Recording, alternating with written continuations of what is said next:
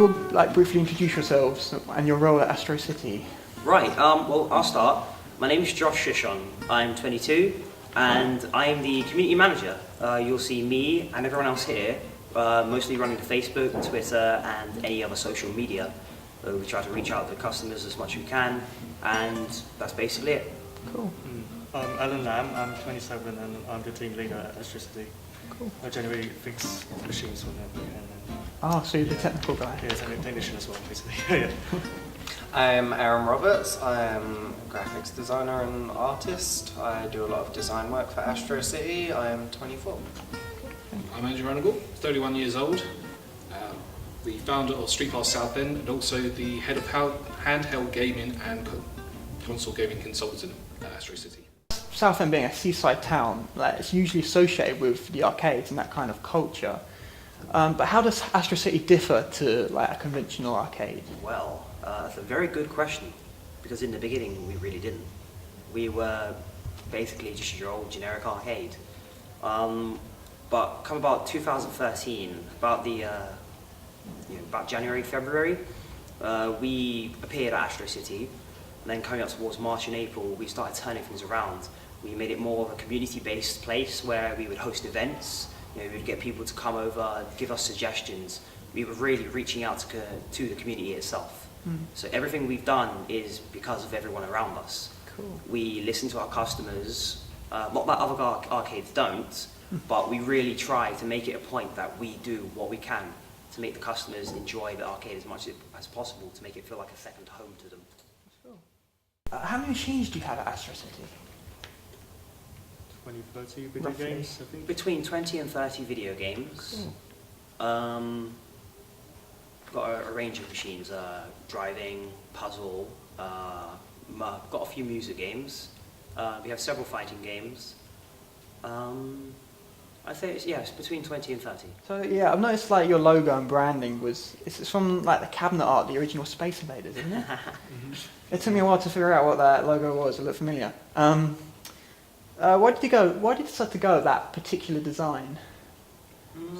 That wasn't really our design, it was more Paul's design. He was the owner, he wanted to go with Space Invaders. Well, in the beginning, he wanted to make it a retro arcade. Yeah, he wanted asked a retro a lot of the arcade. forum members on Jammer Plus and other arcade forums. He said he was going to set up a retro arcade, so I believe the type of feeling he was going for was to draw in all the older customers, people who are in their 30s and 40s who played these games as a child and are now like, wow, I recognise that. Maybe they have all my favourite games I used to play when I was 15. Right. So are there any games at Astro City that you wish you had that you'll have an eye on and you really want to bring in into display? Track and field. Oh Straight yeah, that's away. the one with the... Oh, I believe we do have one, but not the one that you want, right? Hypersports, yeah, that's completely different, so yeah. Yeah. Yeah. I did have a thing actually of games I wanted in here, but I forget what they were. Bust a Move would be a good game. Would agree. We're mainly music based, from us three being in the music rhythm game community, but we have music games we'd like in the arcade, like Project Diva, Sound Vortex, Guitar Tycho. Freaks, Tycho. Tycho. I can't think of what. Come back to me. Fair enough. Yeah, I'll let you think about it. Is there anything you would like, Alan? Apart from just Tycho. Maximum Tune. Oh, that would be so nice. That's why it's just reminding me because it's a racing game. Mario Kart, the new Mario Kart arcade game. Yep. I know if I had to choose, if it were a racing game, it would be Initial D. Otherwise, there is a game I really like. It was called Border Break. It's a mech game, similar to Gundams, and it's by Sega. Thank you, yes. You recently got a new game called Tetris the Grandmaster 3 Terror Instinct. The title just rolls off the tongue. How did you get hold of it? Alan? We took a trip up north and we actually bought it from a friend for about 700 quid. Oh, cool. Yeah, including all the parts. So. It was really fun. Alan and I, it was a road trip and it took us how many hours? I think it's 3 hours each way, I think. 3 to 4 hours. It was more than that. It was about You were gone for at least 12 hours. yeah, Oh, gone okay. for about 12 hours there and back. So we had to drive all the way. We were almost at Scotland.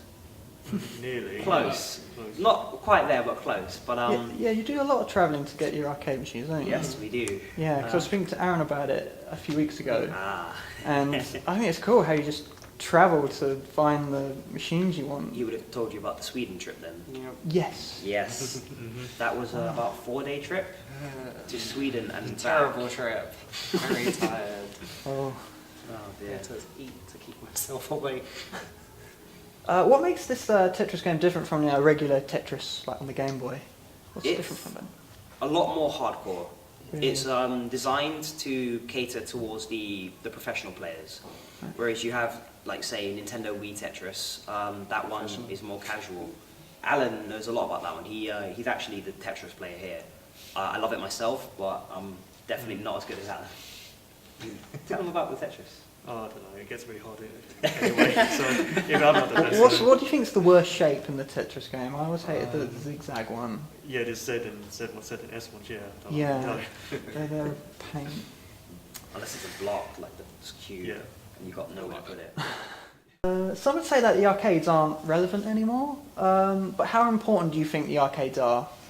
Well, it's subjective, really. Take Dance Revolution, for example. I own a home version of the dance pads, but it's nowhere near as good as the arcade version. And buying one it can be rather pricey. They go to, well, up to and beyond £1,000. You can get it cheaper, but it's more appropriate to have an arcade setting where you can stomp on it, you know, it will be maintained by staff, and you can meet other people. One big thing about Astro is that it's not just about the games. You come for the games, but you stay for the people. And that very goes on to social. our lock-ins as well. You know, a lot of people come to the lock-ins, and I'll see them play a bunch of games. That's But your tagline on your business card. yeah, it's all about the social aspect. Yeah, definitely. So you guys are doing like quite well at the moment, establishing yourself. You've got nearly 2,000 followers on Facebook. Not sure if you're aware of that.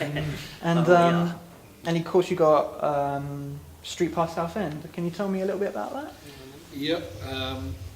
Basically, the idea started a few months ago, back in July or June last year, when I was going to the regular Street Pass Basildon events, which is just down the road from us. Basically, I suggested to them why I'd come down to Southend, because like A, there's a beach, and B, there's a theme park, C, there's this place. And they were a bit reluctant because Basildon is actually a long way away from them, whereas I live like in the middle of two towns.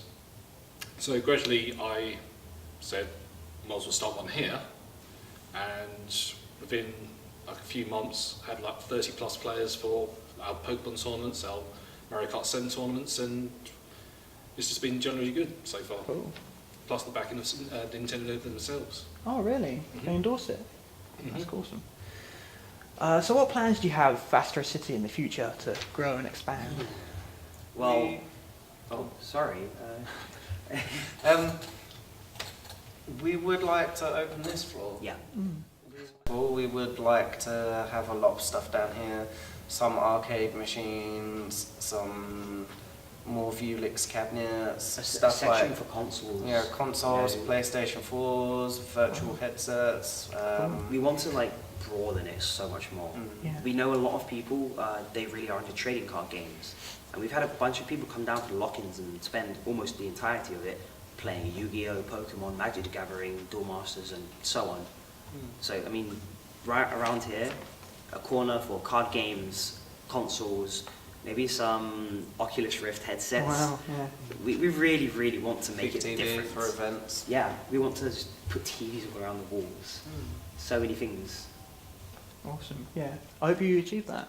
That'd be awesome We'd to love see. to. Do you have any fond memories of the arcades as a child back when it was bigger than it was today? Do you I think- certainly do. Yes. Me and Alan were in Trocadero once. Oh god. Yeah. And I had drunk a lot through the daytime, and I really needed the toilet. And then I couldn't go to the toilet because you needed someone who was over 18 at the time to be with you. So I couldn't go to the toilet. Instead of going to the toilet, I played on a dance machine and then decided to get more drink. So I really needed to pee. And it made you hyper as well. Yeah, it made me hyper. I was about 16 at the time. Yeah, I spent most of my time at the seasides. I done Southend and in Clacton as well. Yeah, the first time I saw Mortal Kombat in an arcade, I must have been about 11 at the time, when there wasn't exactly an age restriction on the games. And then I was like pulling off combos left, right and centre. And it's sort of like that sort of thing got me hooked from a young age. And yeah, I was pleased that I eventually got Mortal Kombat when I got back home, but it just felt better in an arcade because loud noises behind you, proper controls, buttons. Cool. Okay. I don't exactly have a fond memory of an arcade because I never got to experience them as a child, as most everyone else here did. But I did own a Dreamcast. And That's as quite an most people underrated know, console, isn't it?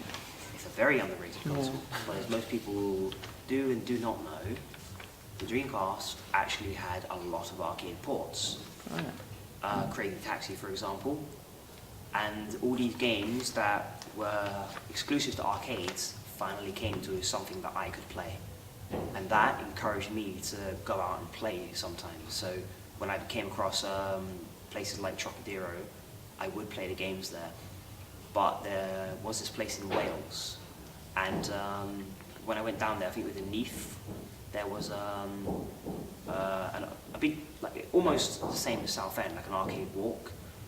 And I saw Crazy Taxi for the first time ever in my entire life. And at the time, all I was playing was Dance Dance Revolution. The pedals didn't work, unfortunately, on Crazy Taxi, but I played it nonetheless, and I still put more credits in because I still have the fond memories of the Dreamcast game. And it's not exactly an arcade-ish thing, but it's my fond memory because the games that I played on Dreamcast really brought me into the arcade games in that sense. Cool. You mentioned that, I remember Aaron, you mentioned to me in our last interview that you went to Japan and you played some of the games there, and I've heard... Yeah, Oh, we cool. did, yeah. And yeah, some of them, they got a reputation of being quite interesting. Yeah. And what was like the most random game you played there? Alan played a game where you flip a table. Yeah, basically, you can whack the table and then... We Yeah.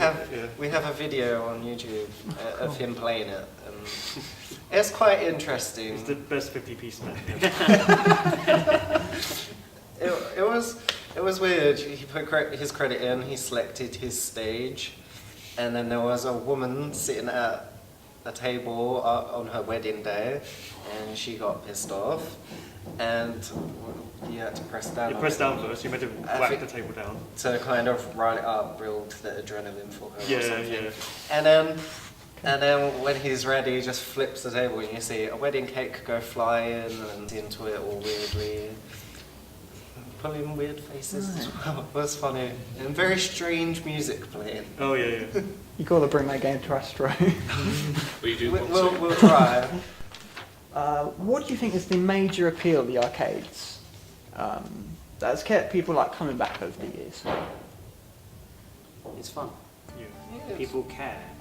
People meet friends. We've had people come to our lock-ins. They absolutely unknown to each other. They don't know each other. And then they've gone out and then come back several days later as regular customers, but together as friends.